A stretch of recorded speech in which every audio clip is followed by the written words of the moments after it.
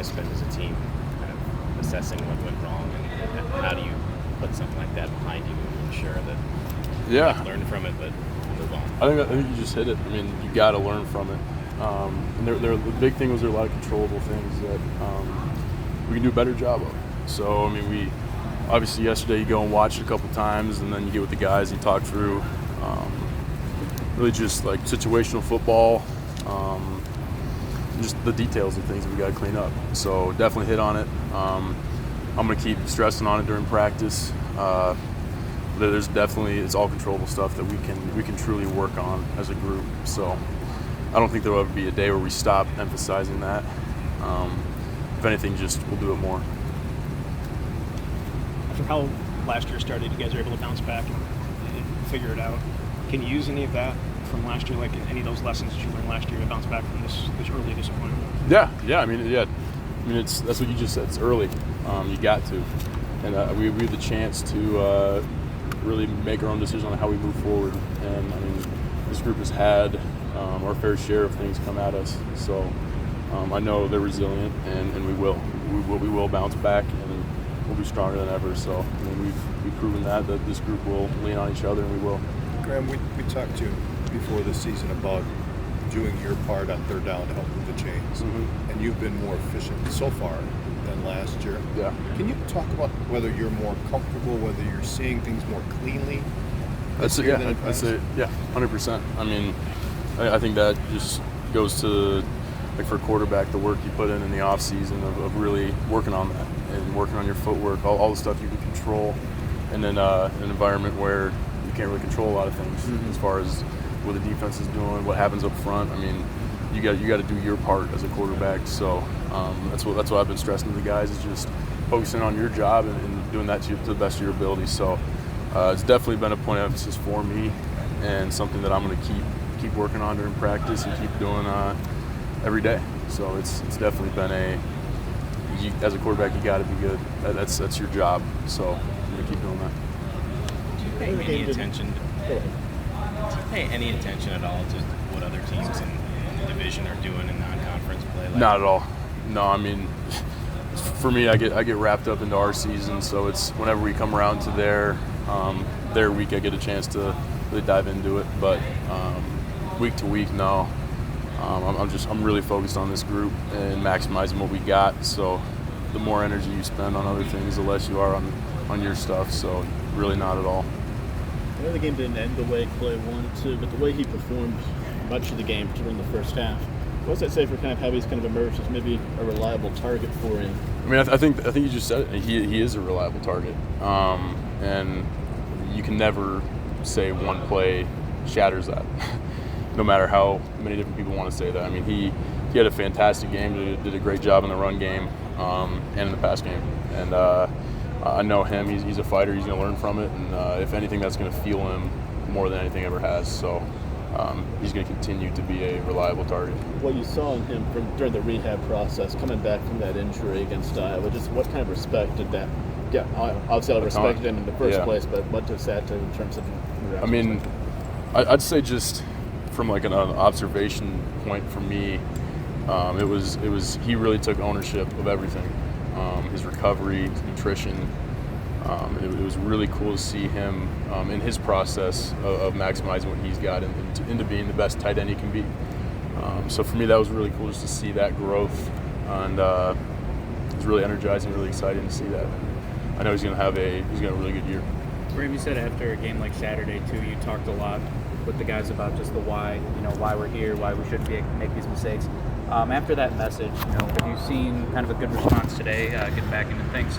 Yeah, and I think a big thing, and Coach Witt hit on it great after our walkthrough today, was knowing what your foundation is as a man. And everybody's might be a little different, but you got to carry that with you everywhere you go. And I mean, this team it's smart, tough, dependable. That's our foundation, and we're gonna rely on that, and we're gonna demand that out of each other. And like Wisconsin football, that's what we got to be. And I'm gonna hold myself to that standard and make sure everybody else is at that standard. So that's what we're gonna be.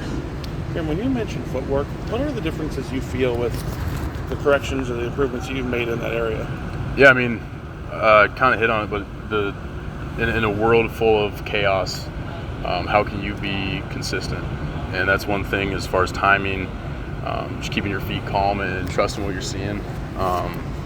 That for me has really changed the game for me. I mean, you calm back there, I'm seeing everything more clear than I ever have.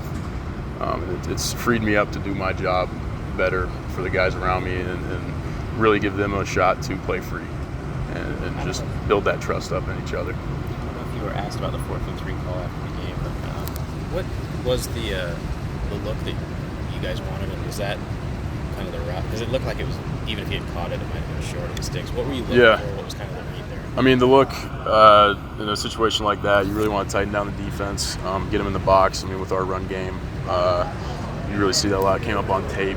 But yeah, I mean, they caught us in that. They had a corner outside catching, and then they had tightened down on Clay, and he was kind of the second release guy. So didn't work out the way we wanted to, but in the end, that's on us. We got to do a better job of executing, and we will. I mean, that's what you got to learn from. Do you like that coach is willing to roll the dice and I love put it. that type of faith in you guys in that situation? Yeah. I mean, that's why you play the game. You play the game for those situations. The 2-minute drill, the 4th and 3. I mean, that's what you spend all the time in the off season in here grinding with your guys to do. I mean, that's what I find so much joy in those moments. And obviously, they don't always go your way, but it's being able to learn from that and apply it to the next time. So I definitely love when we get those in.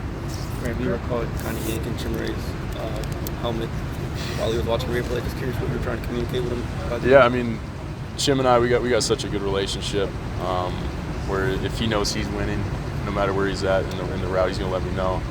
And yeah, I mean, we're two competitors that want to win, and when you get in the game that's that close, I mean, it's you got to execute.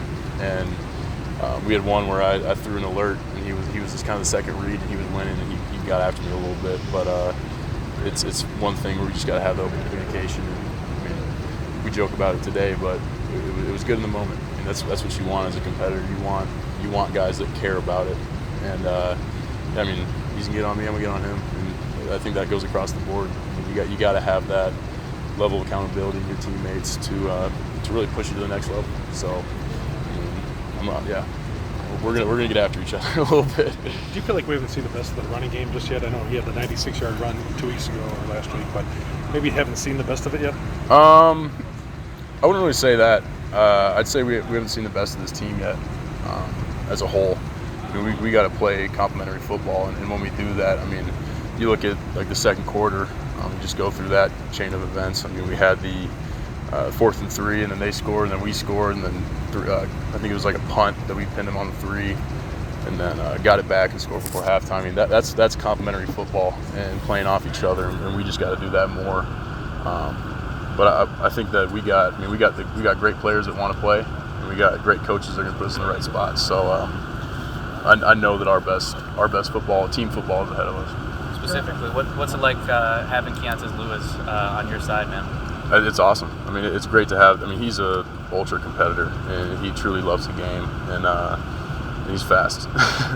So it's really fun throwing the ball to Caleb. I mean, that's the kind of guy you want. I mean, that whole room, I mean, they're all competitors. They want to win. They want to play physical, and they do a great job of that.